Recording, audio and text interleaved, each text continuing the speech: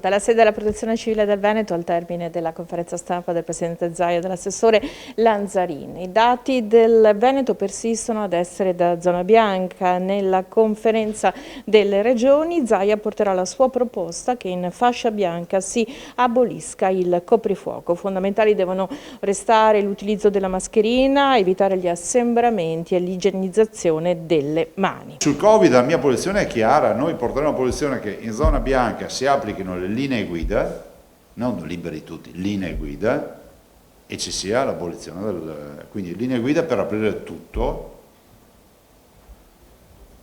e via il coprifuoco. Coprifuoco perché, ripeto, l'assembramento ce l'ho dalle 5 del mattino alle 11 di sera oggi, no? E ce l'ho al posto di lavoro, mezzi di trasporto, scuola, e dove capita. Dire che di notte si creano assembramenti pericolosi mi sembra un po' avventurosa dal punto di vista epidemiologico. Se poi il tema diventa ideologico e diventa un totem quello del coprifuoco, ne prendo atto, ma non lo condivido. È vero che sulle discoteche stiamo lavorando a una sperimentazione, però ad oggi non possiamo anticipare nulla, nel senso che pensiamo a una sperimentazione, attenzione ve lo dico, che poi non si capisca pan per polenta in giro per il mondo, del fatto di capire col CTS, di capire se si può prendere uno o due locali e provare a monitorare, a capire cosa succede all'interno, no?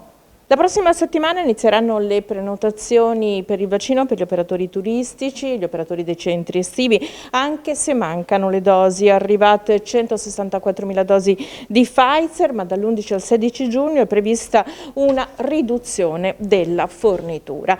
Zaia è intervenuto anche sulla vicenda dell'imprenditore veneziano recluso in Sudan. L'informazione è, siamo sul pezzo, lo è il Ministro, è sottoscritto, e diciamo che sono attivate tutte le forze che si potevano attivare per cercare di chiudere questa partita, anche in loco, punto.